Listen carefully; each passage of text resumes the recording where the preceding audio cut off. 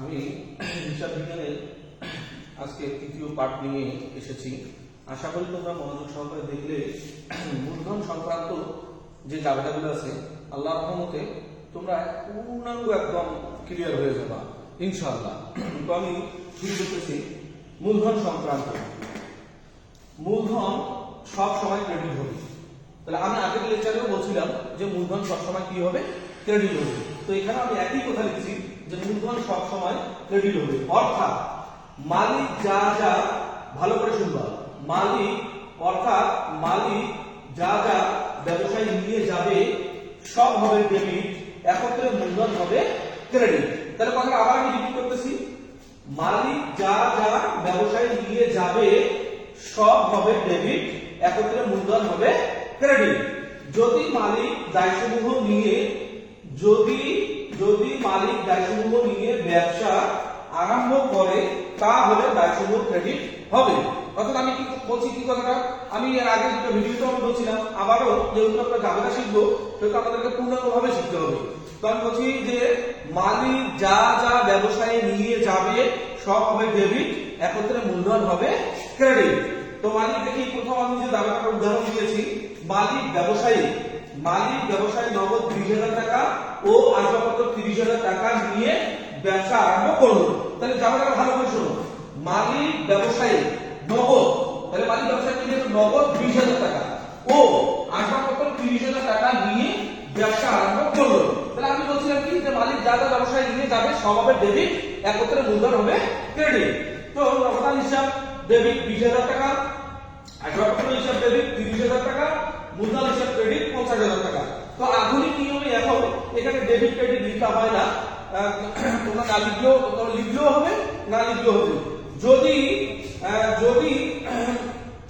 লিখো তাহলে কোনো সমস্যা নাই। তো যদি না লিখো তখন তুমি কি করবা, যদি না লিখো যে দুটো ডেবিট অর্থাৎ যেগুলো ডেবিট হবে সেগুলো সোজা লিখবা, আর যেটা মূলধন অর্থাৎ যেটা ক্রেডিট হবে সেটা একটু সরাই লিখবা। দেখো আমি কিন্তু এদিকে সোজা লিখছি আর পরেরটা কিন্তু অর্থাৎ ক্রেডিটটা কিন্তু আমি একটু সরাই লিখছি, ঠিক আছে? এর জন্য বুঝতে হবে যে তাহলে বুঝতে হবে যে কোনটা আসলে ডেবিট হবে কোনটা আসলে ক্রেডিট হবে। তাহলে নগদান হিসাব ডেবিট, আসবাবপত্র হিসাব ডেবিট, মূলধন হিসাব ক্রেডিট। তাহলে নগদান হিসাব ডেবিট আমি 20,000 টাকা লিখছি, আসবাবপত্র হিসাব লিখছি 30,000 টাকা, একত্রে মূলধন হিসাব ক্রেডিট লিখছি 50,000 টাকা। এবার আসি 2 নম্বর ব্যাপার। 2 নম্বর ব্যাপার কি, যে মালিক 5,000 টাকা নগদ, 10,000 টাকার অনুসরণটা ও 3,000 টাকার ব্যাংক হতে ঋণ নিয়ে ব্যবসা আরম্ভ করলো। তো আমি আমার ভিডিওতে বলছিলাম যে মালিক যদি কখনো দায়সমূহ নিয়ে ব্যবসা আরম্ভ করে তাহলে দায়সমূহ কি হবে, ক্রেডিট হবে। দায়সমূহ কি হবে, ক্রেডিট হবে। তো মালিক এখানে একটা দায় নিয়ে গেছে, সেটা হচ্ছে ব্যাংক হতে ঋণ নিয়েছে। কি নিয়েছে, ব্যাংক হতে ঋণ। তো যদি ব্যাংক থেকে ঋণ নেওয়া হয় তাহলে সেই টাকাটাও কিন্তু নগদের সাথে যোগ হবে, অর্থাৎ সেই টাকাটাও নগদে আসা। কারণ তুমি যদি ব্যাংকে ধরো, তুমি ব্যাংকে গেছো কোন একটা ব্যাংকে, ব্যাংক থেকে তুমি ঋণ নিছো, ঋণ নিয়ে মনে করো এই পকেটে তোমার আগে থেকে ছিল 5,000 টাকা, এখন তুমি ব্যাংকের ঋণের টাকাটা তুমি ধরো বাম পকেটে রাখছো, তাহলে এটাও নগদ টাকা, তাহলে এটাও নগদ, অর্থাৎ ডান পকেটের টাকাও নগদ, বাম পকেটের টাকাও নগদ। তাহলে 5,000 আর 3,000 টোটাল 5,000 টাকা হইল 8,000 টাকা। তারপরে তোমার কাছে নগদ টাকা থাকতেছে 5,000 টাকা, 8,000 টাকা। তাহলে তুমি মনে রাখবা যদি কখনো তুমি ব্যাংক থেকে ঋণ নাও সেই ঋণের টাকাটা নগদ বলে গণ্য হবে। তাহলে আমি এটা টাকাটাকে কিভাবে লিখছি, নগদান হিসাব।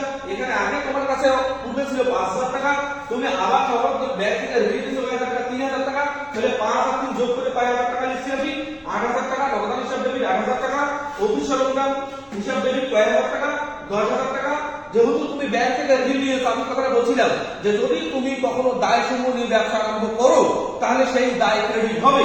এই জন্য আমি এখানে লিখছি আবারও ব্যাংক ঋণ হিসাব, অর্থাৎ আমি একটু সরাই লিখছি ব্যাংক ঋণ হিসাব 3,000 টাকা আর মূলধন হিসাব লিখছি 15,000 টাকা, অর্থাৎ নগদান হিসাব ডেবিট 5,000 8,000 টাকা, অফিস সরঞ্জাম হিসাব ডেবিট 10,000 টাকা, ব্যাংক ঋণ হিসাব ক্রেডিট 3,000 টাকা, মূলধন হিসাব ক্রেডিট 15,000 টাকা। এখন আমার বিষয় মূলধন কেন 15,000? তুমি যে নিজস্ব, অর্থাৎ তুমি যে ব্যবসায় নিজস্ব যে টাকাটা তুমি নিয়ে যাবা, অর্থাৎ তোমার তহবিল থেকে যে টাকাটা নিয়ে যাবা সেটাই একমাত্র হবে কি, মূলধন। যেমন তুমি কি নিয়ে গেছো, তোমার নিজস্ব থেকে 5,000 টাকা নিয়েছো আর 10,000 টাকা অফিস সরঞ্জাম, 10 আর 5 কত হইলো 15,000 টাকা। এই 15,000 টাকা হচ্ছে তোমার অ্যাকচুয়াল মূলধন। আর বাকি যে 3,000 টাকা তুমি নিছিলা সেটা হচ্ছে ব্যাংক থেকে কি নিছিলা, ঋণ নিয়েছে, তার মানে একটা দায় সৃষ্টি হয়েছিল, এটা তোমাকে পরিশোধ করতে হবে। ক্রেডিট কখনো মূলধন হয় না। এই জন্য দায় হিসেবে আমি দেখাই দিচ্ছি আবার ব্যাংকের হিসাব ক্রেডিট 3000 টাকা। তাহলে এখানে আমার 10 আর 18,000 হলো, এখানে 15 আর 3 কত হাজার হলো, 18,000 টাকা হলো। তো আশা করি তোমরা বুঝতে পেরেছো। তো এই নিয়মের ঝামেলা যতগুলো আসবে তোমরা ইনশাআল্লাহ এভাবেই সলভ করবা।